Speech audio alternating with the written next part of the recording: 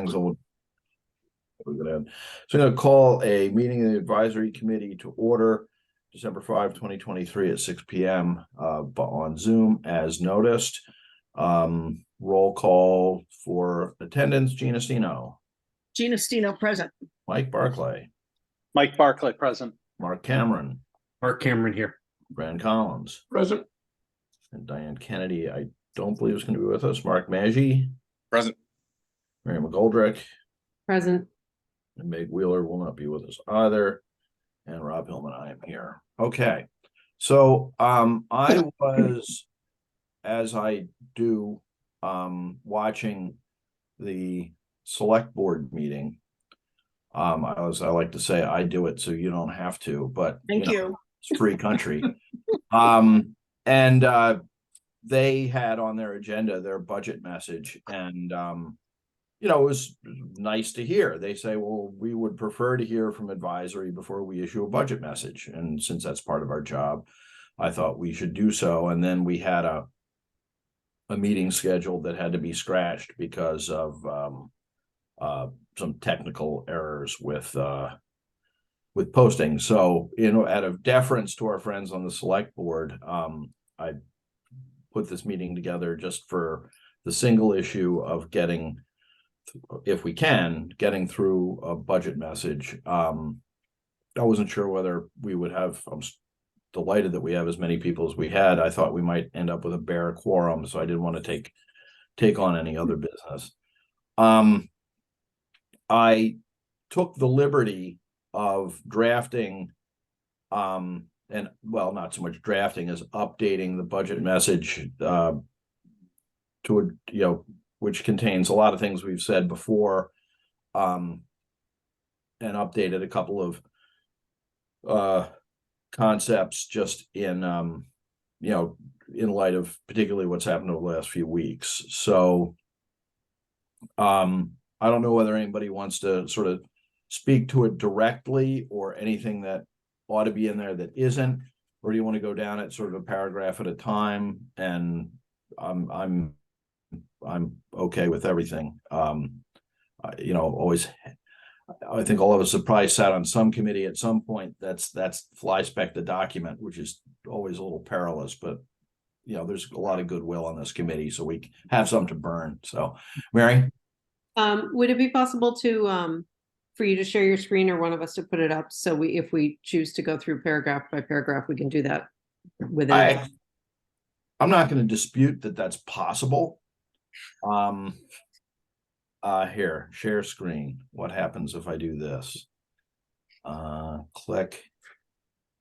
Nope. Click. How's that? Rob, I've read it over a couple of times, and I'm not a bean counter, but I think all the points that you raised are certainly important points, and I hope that it falls on some receptive ears, because the idea that we've talked about and legislated to put this money aside and it hasn't been done, that's a very important thing, because it's going to come back and bite us in the backside before we know it. So thanks, Fran. Can people see the document that I put on? No, No, the it's just a document's black not screen. showing. It's a black screen. Oh, that's super weird. It looks trying to share. It's just I got a spinning wheel.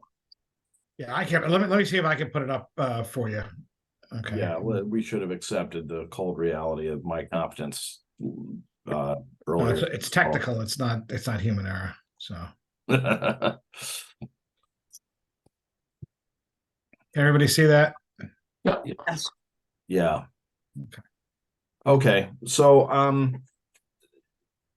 I think, I could have probably should have redlined it for changes from last year, but I more or less know what we said, and it's pretty familiar territory. The introduction, I think it's identical. Is everybody okay with that paragraph? Yes. Okay. The second paragraph is conceptually not much different than we said before. We don't want it to diminish services, so level service budget. That second paragraph I said what had perhaps been the quiet part of earlier messages out loud, and that is that, you know, we say it every year. Operating costs are 80+% of the budget, and 80+% of operating costs are salaries, and that's appropriate. That's how towns function. But that everybody adding a staff position should think about it really, really hard. And I mean, that's how I mean, I thought that saying a thoughtful approach was the nicest possible way to say that. Does anybody have any agreements, disagreements, wording changes? All right, well, Hey, Rob, it's not necessarily. I left it that way. Number 3 is actually a real change. If you could scroll up a little bit. I think Mike's trying to talk. Yeah, Mike has something to say. Oh, then I didn't. Yeah, sorry, no worries. Maybe the Wi-Fi is not so great in the hotel.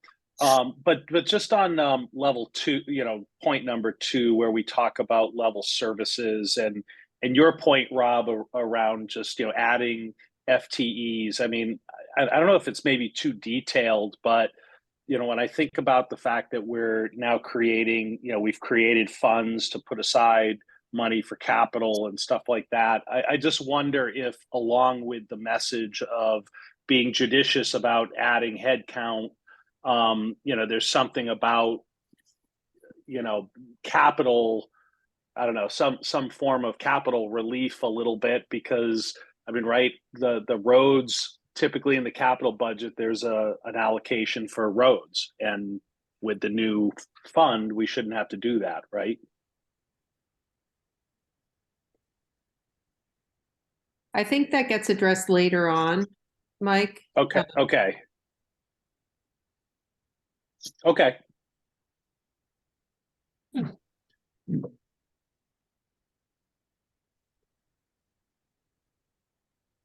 Did we lose Rob? I think so.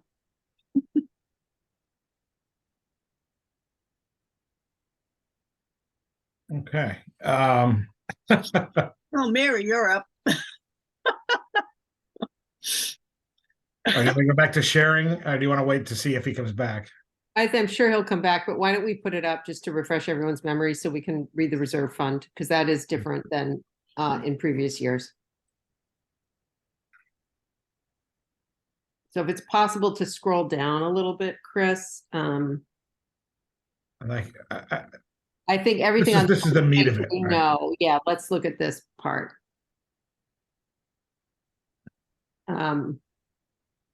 So in speaking with Rob, what he wanted to try to capture here was essentially the reserve fund is one of the only vehicles if something goes cattywampus with the town hall in a big way, for them to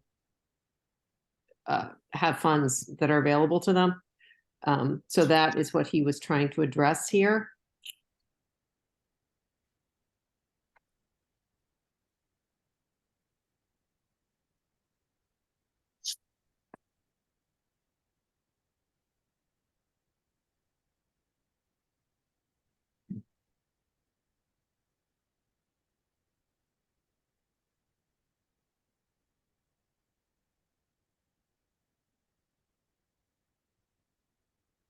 Any comments? Don't all speak at once. I'm still reading because I haven't read this in a while. Yeah, no, Mary, I think that makes a lot of sense, because there are a lot of unknowns that are going to come up, and they're going to be pressing. So I think, and the language says that it will be returned to free cash at the end of the year if it's not expended. Yeah. I don't know if you guys had a chance to see the select board meeting from last week. It's actually pretty good television. And, but they do talk about how they might start to try to deal with the problem for them. But, you know, unforeseen circumstances aren't foreseen. So they're going to come quickly, and we're going to need to have a meeting and make a decision if something like that happens.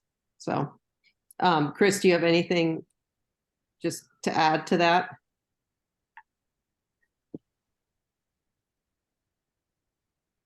Well, I guess that I'm gonna just take this down for a second.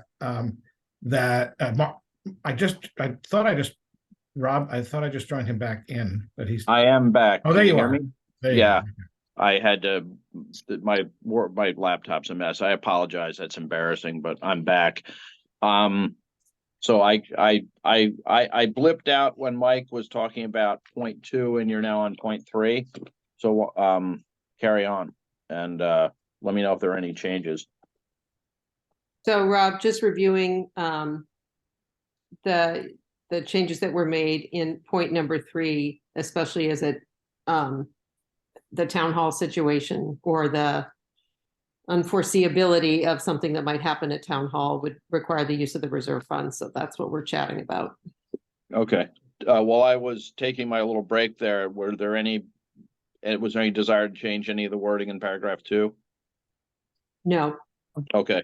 Yeah, I think so that's, Mike's- say that again, Mary? no, Mike's comment, regarding some of like the capital budget stabilization fund and things, that's kind of hit upon on, I don't know if it's 0.45 or 6, but you kind of address it there. So I think so. So, yeah, the logic of the reserve fund language was that, for years, we've been saying the policy says 1%. We've been funded in the 58th percentile thereabout. And we just never got around to having the conversation, what's the right number? But I mean, if you read it, I kind of make the argument that at least it ought to be considered at 1%, given that we have sort of a building that's a big collection of potential reserve fund expenses. Whether or not the final budget reflects that, I don't know, but it is, as I think I just interrupted Mike saying, if that money is not spent at the end of the year, it goes into free cash. So it's not like it's lost, but let me step back and let the conversation resume. Chris, would you mind putting that back up? That might be helpful.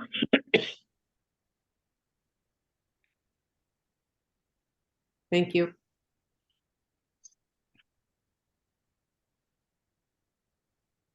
The only thing I'll ask, and I is where'd you recommend the money coming from? I mean, one of the reasons we haven't accelerated it all the way is because it's been tight operationally the last couple of years.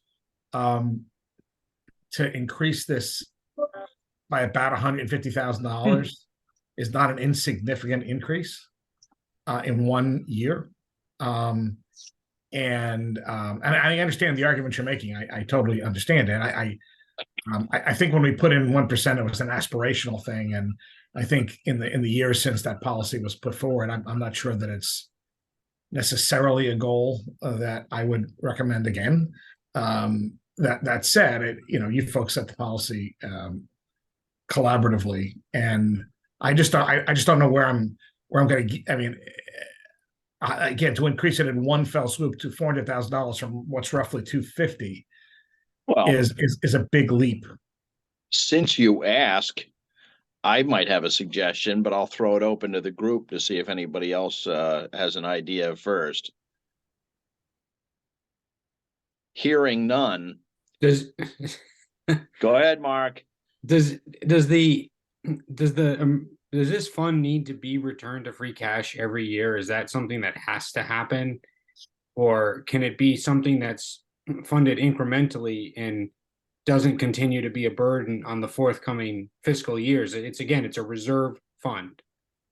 So would it be possible for us to achieve some comfortable or appropriate balance and then not have to seek every year's fiscal budget for the full amount? Chris, do you have that? I mean, I have an impression. The short answer is that's not how the reserve fund is set up under the law. So no, it's just a line item. It's called the reserve fund, but it's really not.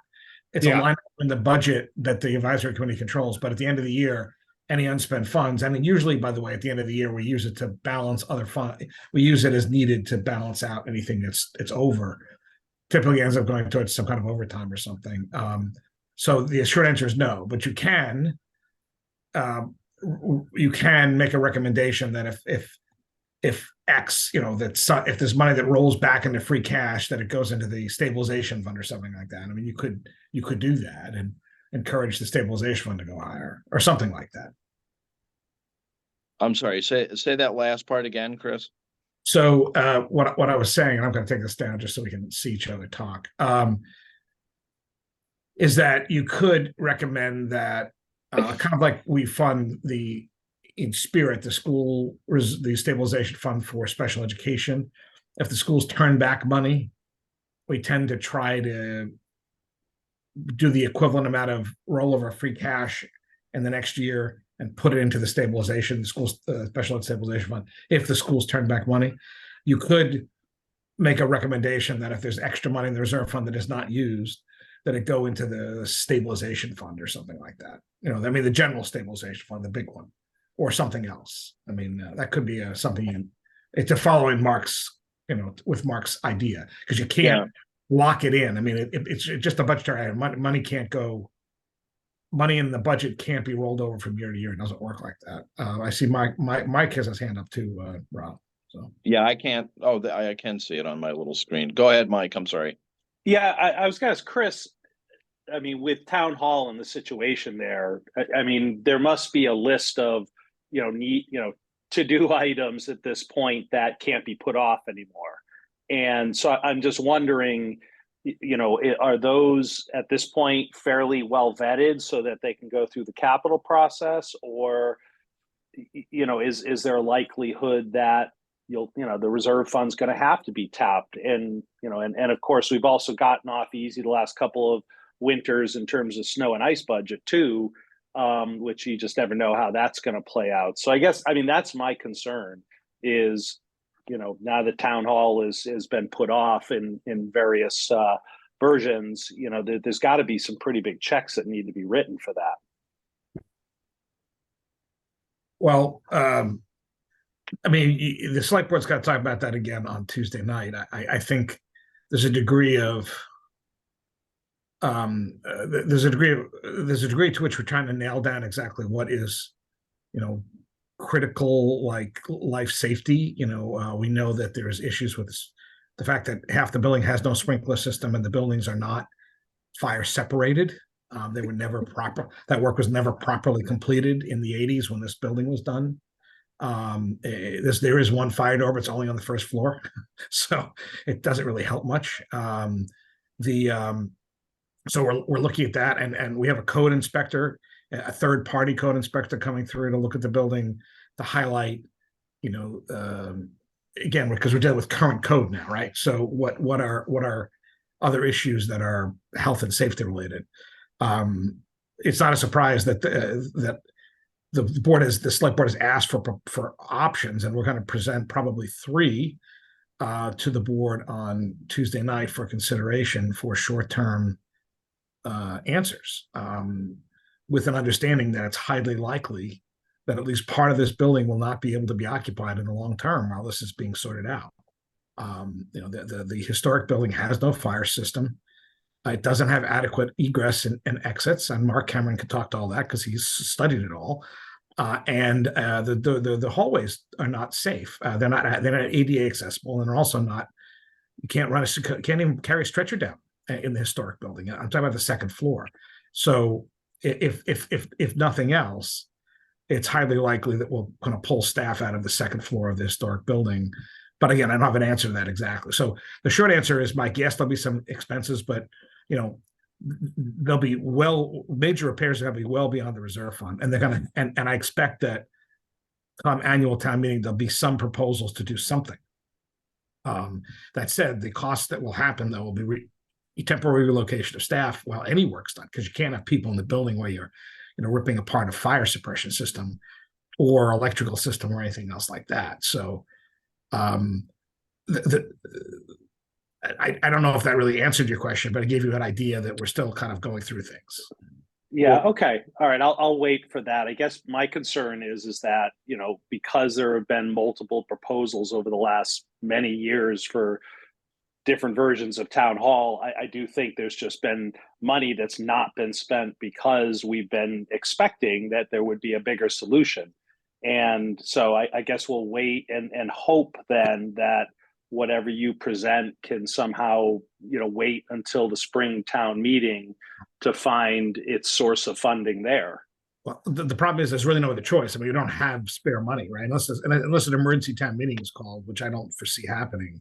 I mean, the last time that a substantive repair was put on the warrant in 2019, it was amended on the floor to replace a roof with a paint job, and the town hall got painted instead of a new roof being put on. I mean, that literally happened. So, I mean, I pointed that to a member of the Capital Budget Committee who forgot that at the last select board meeting, and so the answer, Mike, is there'll be more substantive answers. At the same time, I don't even know what's going to happen with these buildings. I mean, I don't know. It's not my decision anyway. It's the community's. At the same time, my immediate concern is making sure the town hall functions, the functions maintained, and that people are safe. So I think the answers to those will be a little more short term and a little more unexpected because, again, And if I can just kind of push us back to what we're dealing with in terms of this message, you just landed on it, is that there are going to be issues potentially that are unexpected, and does this create a resource? And my argument is that it does. If there's more money in a kitty for unexpected expenses, there it is. It's available. So your question, not an illogical one from the guy who has to produce the budget, is where would you like to get the money from? And that if I had to answer that question, I would say, didn't we just relieve the capital stabilization fund of several $100,000 worth of annual responsibility? For at least this year. What if we were to move it from the line item for funding capital stabilization over to the reserve fund? Because if that money comes back in free cash at the back end, it can be applied, as we've often done, to capital items. An alternative to that, I suppose, would be to budget less free cash in the budget, and put it in the reserve fund so it's available to be used at any time during the year. And when you get to the free cash part of the year at the end of the year, if we haven't used it, well, there it is. Does anybody have any thoughts about those two prospects? I think both of those should be explored, because unless we plan to have nobody at town hall, it seems to me stuff's going to need to get done in the next 6 months before we'll get the chance to go through a budget process and vet it at town meeting. So that flexibility, I think, is going to be important. And Chris, you're right. It is the town's decision. However, we are open to any and all recommendations and suggestions to, because we're kind of at the point now where, every option has to be explored, I think. And that, to me, even includes if we have to lease trailers for people to work in and put them in the parking lot behind town hall. I mean, there's got to be a solution, because we've seen now in the last 6 months, 2 very credible options for town hall get shot down. So what if we were to add bearing in mind that we're not the budget making body, but that Chris correctly sort of suggests that maybe we shouldn't just demand money and be funded to a certain thing and then step away. What if we were to add a note that says that we recommend that the budget consider as sources for the increase to the reserve fund up to the 1% level, consider options including but not limited to either a draw from the budget line for capital stabilization and or the budgeted free cash. And then, Chris, you can work with that or ignore it as you see fit. I mean, we've recommended a reserve fund of 1% for the last 4 years, and and that hasn't happened. And I get it. I think, but this is a fundamental change of circumstances. So I'm going to propose that. If anyone either likes it or dislikes or has a better idea, I'm all ears. Mike. Sorry to be full of questions here. Chris, can you just remind me on the timing with the two stabilization funds that were set up for the roads and for the schools? How quickly does that become available to those two different groups to utilize them? Well, by the way, it's town meeting is going to kind of fund them, or allocate the money from them. So they become available this year. So they're retroactive to July 1 of this year, this fiscal year, I should say. So you're going to see the increase in your taxes for the second 2 quarters. So you're going to see a spike. Everyone will see a spike for quarter 3 and quarter 4. Next year it'll level off because it'll be over 4 quarters, not 2. But as of town meeting in May or June, whenever, I think there's consideration of putting town meeting to June this year to buy everybody a little more time to consider things. The full 800,000 will be in the roads fund, and the full 1.5 million will be in the school fund for expenditure either right away or in the next fiscal year. Okay. All right. Thanks.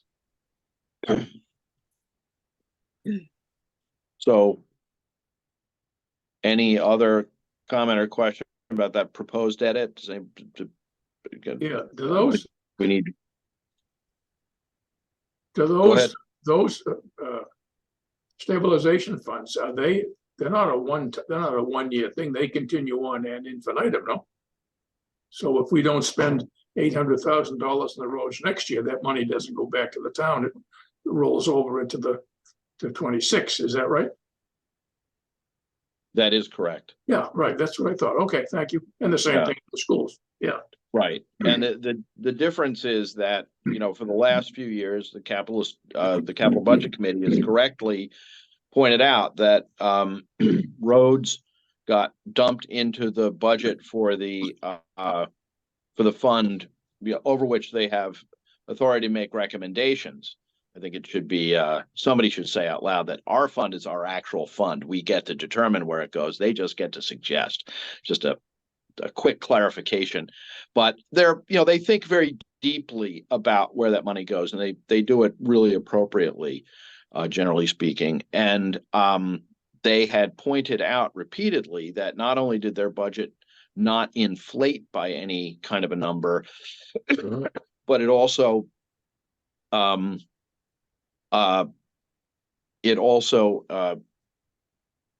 it remained flat, and roads got pushed into it along with the Chapter 90 money, but it basically put an extra drag on capital stabilization of several $100,000 each year, which meant there's less money for capital budget to recommend at town meeting be paid out of that stabilization fund for other capital projects. The net effect of not so much the schools one, because that is going to be funding projects that would have been too big for the capital stabilization fund. But by taking the roads responsibility out of that, capital stabilization fund actually got a big raise.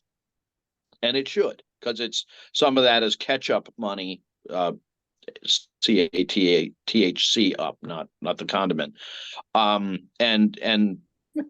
for past materials and past projects that didn't get funded.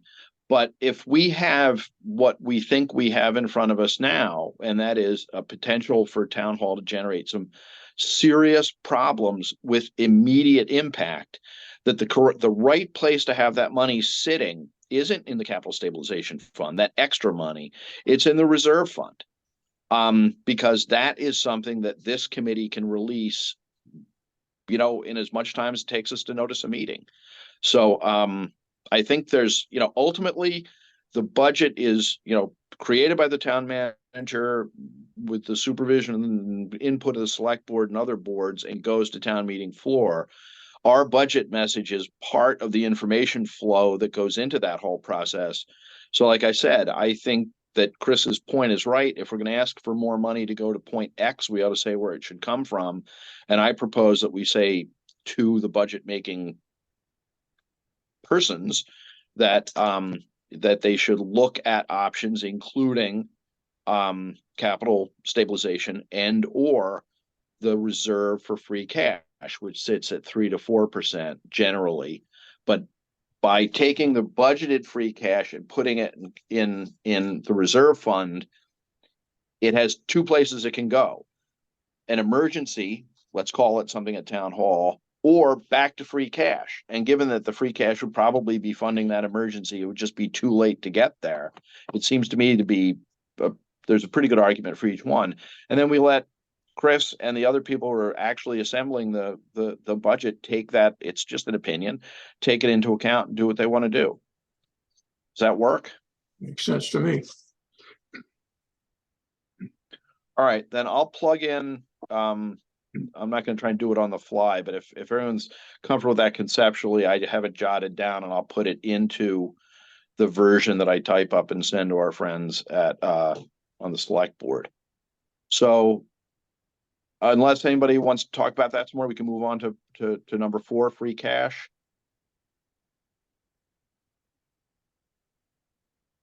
I put in a footnote with the reserve policy so that it's in front of the folks who are going to be making these decisions. But free cash, that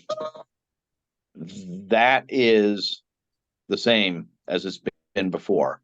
I mean, I suppose it's modified somewhat by what we're putting into 3, but I don't think they're meaningfully inconsistent.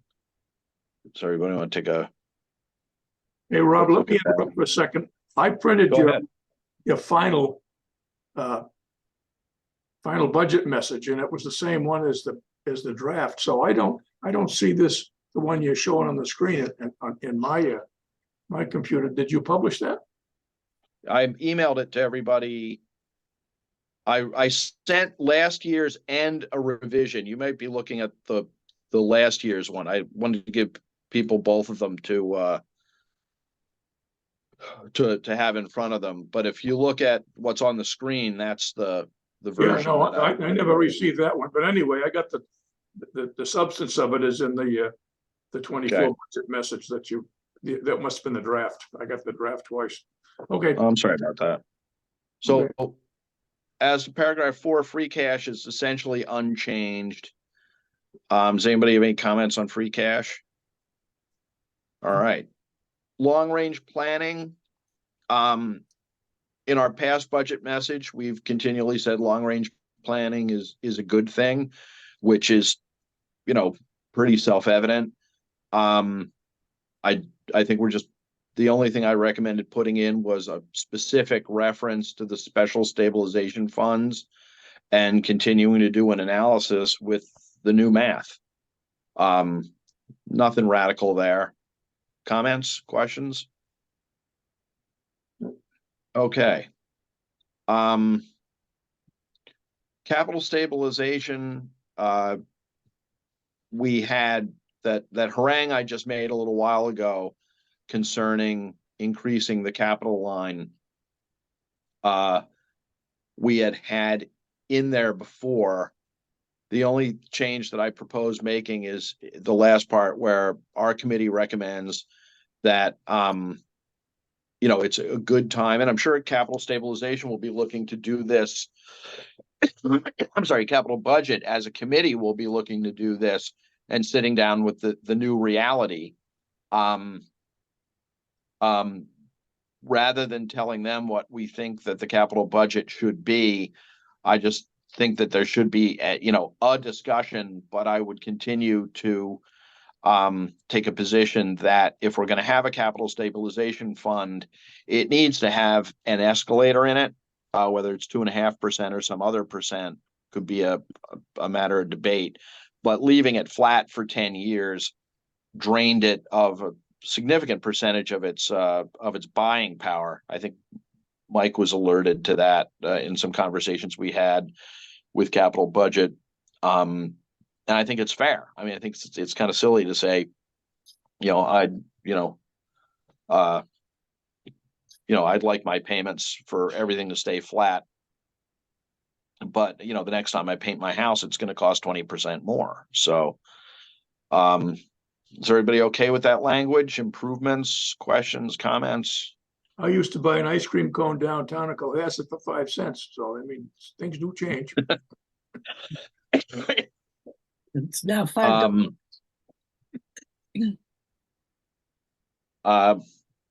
Number 7 is one of our greatest hits. Our books work. Let's keep that up. I think that people who've been around for a while are conscious of the fact that that wasn't always the case. So, without, I think it's an appropriate thing to put in a budget message that, sound financial reporting is a primary virtue. So that's all I had. Apart from that one comment, is there anything either by way of concept or specific language or topic that anybody would like to see added to this? The select board had a draft that had a parade in it. I don't know why. I don't mind. Well, actually, I play a brass instrument. I dislike parades quite a lot, but I don't mind them conceptually. But I don't think it's our place to be talking about, civic events. Chris, is there anything that we're missing here? I think it's a little bit more robust than it had been in prior years. I think you covered the bases. And the select board will have it for they're going to discuss the budget the final budget mess on the 12th. And by the way, just as a preview here, it's likely the select board's going to set town meeting date for June 3rd. So we're gonna be a month later than normal because of just timing. Considering how much emphasis went into everything this fall, we're running behind in several other areas, and it's going to buy everybody more time to get everything ready for the spring. So, including this, which normally would have been done in October. So, well, that's probably good then. That they're doing it. I remember we had one of the COVID meetings was pretty late. It was quite late, actually. It's later, yeah. Yeah, and the world doesn't come to an end. I mean, you can even go past July 1st, but you don't want to ever. So, yeah, I mean, whatever the select board thinks is best, that'll give us more time to deal with. I don't know what the next act in the ongoing rewrite of the zoning bylaw is going to look like. But there'll be some work to do there. And it makes me think that my failure to put liaison assignments on this agenda is less catastrophic because we can have an organization meeting after New Year's and make those decisions. That work for everybody? It does. All right, so I guess I would take a motion to approve the draft budget message with the additions that we discussed concerning the source of funds for the reserve fund increase to be approved and transmitted to the select board. So anybody want to make that motion? I think Mary had a question first. Oh, I'm sorry, I didn't see the question. I was just going to ask if we could move the budget message. So there you go. Okay, so moved. There we are. Okay, we have a motion. Do we have a second? Or I'll second. perhaps Mary move? Okay, we've got all kinds of things, so we're good. Then vote by on moving the budget message by roll call. Jean Estino. Jean Estino, aye. Mike Barclay. Mike Barclay, aye. Mark Cameron. Mark Cameron, aye. Fran Collins. Aye. Mark Maggi. Aye. Mary McGoldrick. Aye. And Rob Hillman, I too am an aye. That is the only matter that I put on our agenda, apart from things that were unanticipated, which nothing was unanticipated. So there's only one more motion. Move to Sure. Okay, I got Fran, seconded by Jean, vote by roll call. Chris had something. sorry. No. Before you disperse, I just want to say thank you to everybody. Yeah. For all of your work this year. This fall has been intense. I really appreciate all the time you've given. And even tonight, people dedicatedly calling in from DC and from from New York City and from all over. So I personally want to thank all of you and wish everybody a very happy Hanukkah, very Merry Christmas, and a very happy New Year. Thank you. You too, Chris. Same to you, Chris. Thank you Thanks, for- Chris. You too. Well, I'm sorry, if I had the least bit of manners, I would have broached those topics myself, but I don't. So we have a motion. It's been seconded. Roll call vote. Gina Stino, Gina Stino, aye. Mike Barclay, Mike Barclay, aye. Mark Cameron, Or Cameron, I. Fran Collins, Rand is aye. Mark Maggi, Mark Maggi, aye. Mary McGoldrick, Mary McGoldrick, aye. and Rob Hillman. I too am an I. Thank you. Merry Christmas. Happy New Year. Happy in other holidays. If is Hanukkah started yet? I don't think so. Friday. But we'll